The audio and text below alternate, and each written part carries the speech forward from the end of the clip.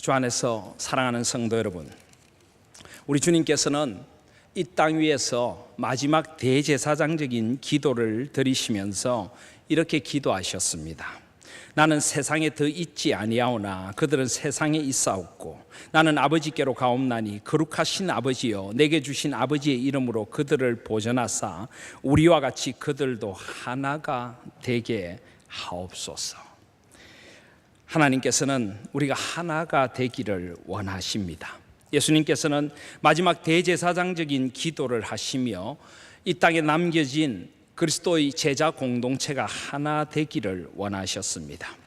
사도 바울은 에베소서 4장에서 이렇게 말씀합니다. 평안의 매는 줄로 성령이 하나 되게 하신 것을 힘써 지키라. 몸이 하나요 성령도 한 분이시니 이와 같이 너희가 부르심의 한 소망 안에서 부르심을 받았느니라. 주도 한 분이시요 믿음도 하나요 세례도 하나요 하나님도 한 분이시니 곧 만유의 아버지시라.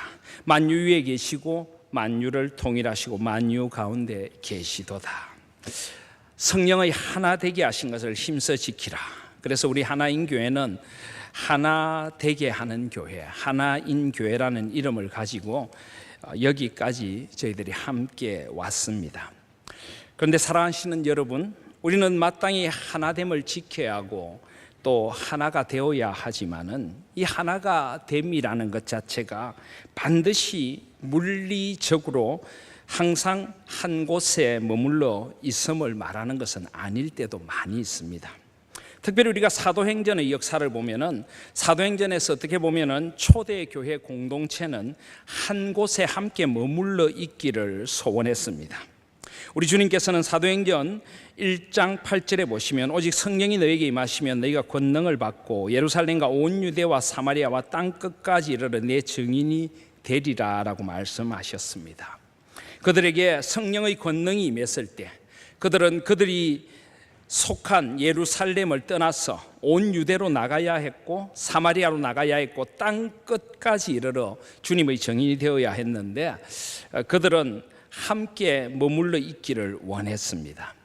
그래서 예루살렘 교회에 박해가 일어났을 때 그들은 이제 그 박해를 피해서 흩어질 수밖에 없었고 흩어져 가는 곳마다 복음의 역사가 일어나게 되었던 것입니다.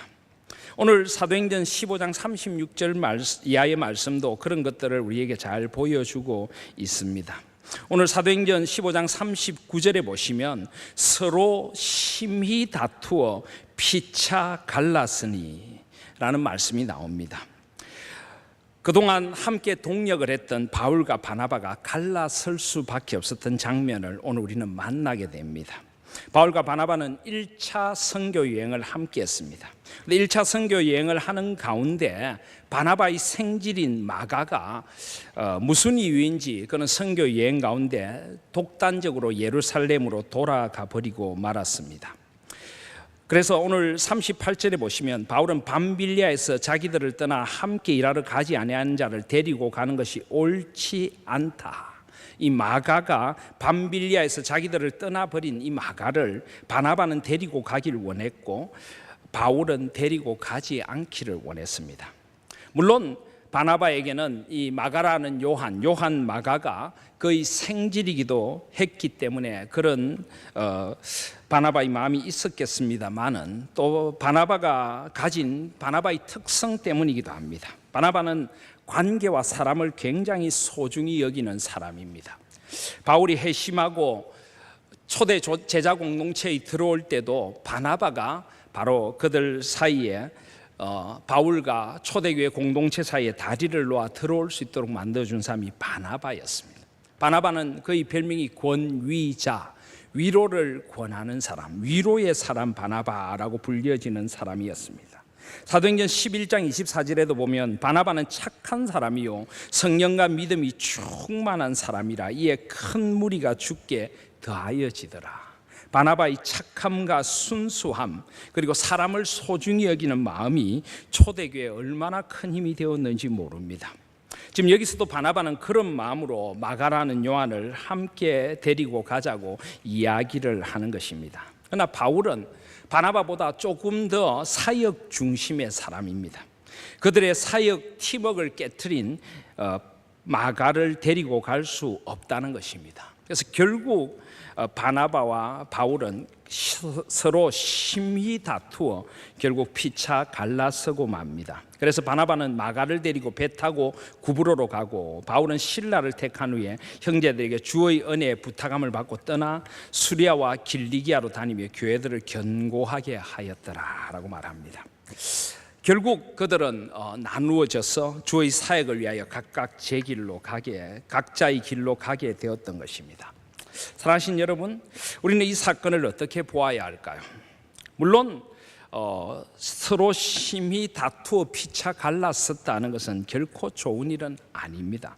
우리가 성경을 읽을 때 한 번씩 우리가 착각하거나 오해를 하지 말아야 될 것이, 성경에 사람들이 행하는 것은 다 완벽하다라고 생각하면 곤란합니다. 특별히 바울 같은 위대한 종이 완벽하지 않겠는가라고 생각을 하지만은, 성경은 결코 그 누구도 완전할 수 없다라고 말합니다. 사람은 바울이든 바나바든 누구나 실수할 수 있고 잘못할 수 있습니다. 그들이 마가 요한의 문제로 심히 다투었다 하는 것은 성경이 오히려 그들의 연약과 부족을 고발하고 있는 것입니다. 바울과 바나바 같은 사람들도 그들의 감정을 이기지 못하고 때로는 사역 중심, 관계 중심의 다른 관점 때문에 결국 통일이 되지 못하고 피차 다투고 심히 다투고 갈라설 수 있다는 것을 보여줍니다. 그렇다면 우리는 이런 말씀을 만날 때 우리는 반면교사로 삼아야 합니다. 바울과 바나바조차도 그럴 수 있기 때문에 우리도 그래도 되는 것인가, 그렇게 생각해서는 안 됩니다. 심히 다투고 피차 갈라서는 모습은 결코 좋은 모습은 아닌 것입니다. 그러나 그렇다고 할지라도 하나님께서는 그런 일들을 통하여도 하나님의 뜻을 이루어 가십니다. 어쩌면 하나님께서는 그들이 심히 다투기 전에 그들이 갈라서서 함께 복음의 역사를 위하여 서로 좋은 관계 속에서 새로운 길을 나서기를 원하셨는지 모르겠습니다. 그래서 바나바는 나름대로 구브로로 가서 귀한 사역을 했고, 바울은 이제 이 2차 전도 여행 가운데 이 갈라섬 이후에 결국 바울은 나중에 유럽까지 가서 복음을 전하게 되는 복음의 결실을 맺게 되는 것입니다.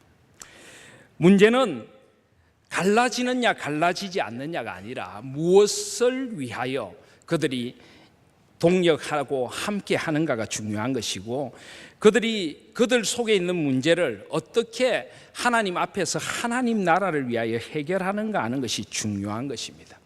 그들은 어쩌면 조금 더 지혜롭게 각각 서로의 사역지를 택하여서 팀을 나누어서 함께 동력하는 마음으로, 그러나 물리적으로는 나누어서 사역지를 향해서 갔더라면 더 아름다웠을지 모르겠습니다.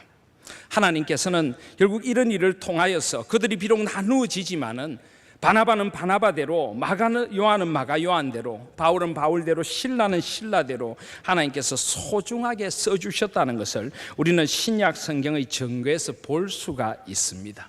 그러므로 진리 안에서 하나 되는 것, 또 하나님의 나라를 위하여 하나 되는 것은 때로는 그들이 복음을 위하여 물리적으로는 나뉘어질 수도 있는 것이고, 하나님의 나라를 위하여 더 큰 꿈을 안고 그들은 새로운 길을 나설 수도 있어야 된다는 걸 보여주는 것이라고도 할 수가 있을 것입니다. 그들은 나중에 어떻게 되었을까요?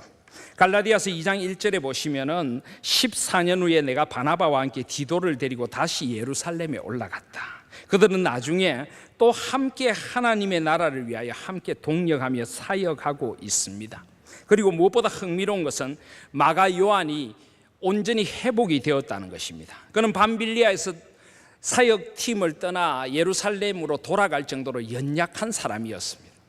그런 마가를 끝까지 포기하지 않고 바나바가 품어주었고, 바나바와 함께 그는 사역을 하는 가운데서 그도 위로의 사람, 회복의 사람이 되어서 귀한 사역을 감당하고 복음서 가운데 하나를 저술하는 사람으로 그는 키워지게 되었던 것입니다. 그리고 이런 마가를 바울은 소중하게 생각하는 그런 관계로까지 발전합니다. 디모데후서 4장 11절에 보시면은 누가만 나와 함께 있느니라, 내가 올 때 마가를 데리고 오라, 그가 나의 일에 유익하니라. 만약에 바나바가 바울의 뜻에 의견을 합해서 마가를 포기했다면 어떻게 됐을까요? 물론 하나님께서는 그런 마가를 또 다른 방법으로 회복시키셨을지 모르지만은 그들이 비록 사역의 자리를 나누더라도 한 영혼, 한 동력자를 잃어버릴 수 없었고 그 동력자를 끝까지 품고 가고자 한 이 바나바의 마음이 결국은 바울의 일에 유익한 마가를 만들었던 것 아닐까요? 하나님의 나라는 그렇게 진행이 됩니다. 그래서 우리의 목표는 하나님의 나라를 위하여 우리가 무엇을 할 것인가가 되어져야 합니다. 하나님의 나라를 위한 것이라면은 우리의 하나됨은 다양한 형태와 방법으로 나타날 수 있습니다. 우리는 하나님의 나라를 위하여 하나 되는 것이기 때문입니다. 골로새서 4장에도 보시면은 10절에 사도 바울이 이렇게 이야기합니다. 나와 함께 갇힌 아리스다고와 바나바의 생질 마가와 이 마가에 대하여 너희가 명을 받았음에 그가 이러거든 영접하라. 마가를 따뜻하게 맞아달라라고 이야기합니다. 그런 후에 골로새 4장 11절에 보시면 유스도라는 예수도 너에게 문안하느니라. 그들은 할레파이나 이들만은 하나님의 나라를 위하여 함께 역사하는 자들이니 이런 사람들이 나의 위로가 되었느니라. 사도 바울은 많은 사람들을 소개합니다. 하나님의 나라를 위하여 함께 역사하는 자들, 나의 위로가 되는 자들. 사랑하시는 여러분, 우리 하나님 교회가 어떤 길로 가게 될지 하나님만 아십니다. 그러나 우리가 어떤 길, 어떤 모습으로 존재하든지 우리의 목표는 하나입니다. 오늘 낮에도 말씀드렸던 것처럼 오직 하나님의 영광을 위하여 어디 있든지 오직 하나님의 기쁨이 되고 오직 하나님의 나라를 위하여 우리는 함께 동력하는 자들로 존재하게 될 것입니다.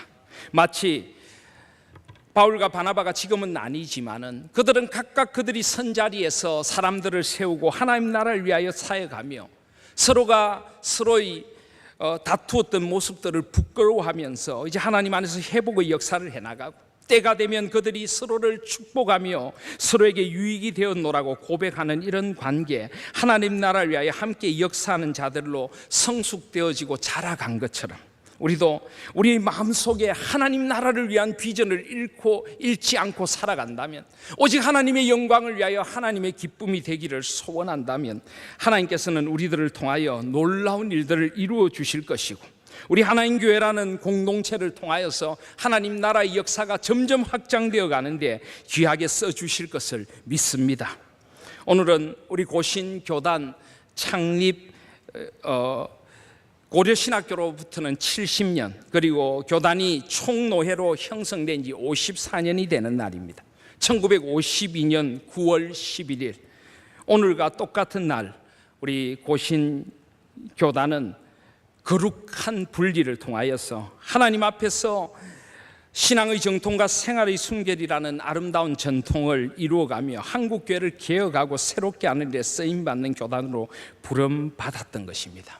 하나님의 나라를 위하여, 끝까지 하나님의 나라를 위하여 일제의 그 강압 앞에 무릎 꿇을 수 없었고 진리와 하나님의 말씀을 붙들고 이 시대의 파수꾼이 되기를 원한 고신교회를 하나님께서는 세우시고 써주셨던 것입니다. 그들의 마음의 중심이 하나님의 영광과 하나님의 기쁨과 오직 하나님의 나라에 있었기 때문입니다. 하나님께서는 우리 하나님 교회의 이 특별한 역사적인 순간을 통하여서 하나님 마음에 품으신 대로 하나님의 나라를 이루어 가 주실 줄을 믿습니다. 하나님께서 우리를 회복시켜 주실 줄을 믿습니다. 비록 지금은 아픔이 있고 지금은 비록 우리의 마음에 상처들이 있지만은 이것들조차도 하나님 안에서 점점 회복시켜 주셔서 바울과 바나바가 하나 되고 바울과 마가가 하나 되었던 것처럼 하나님께서 우리를 온전히 회복시켜 주실 그날이 있음을 믿습니다. 그날까지 오직 하나님의 영광과 하나님의 기쁨과 하나님의 나라를 위하여 언제 어디서나 예수님과 동행하며 주의 나라를 살아가는 진리 안에 하나이고 하나님의 나라를 위하여 하나인 교회 성도들로 살아가실 수 있기를 주님의 이름으로 소원드립니다.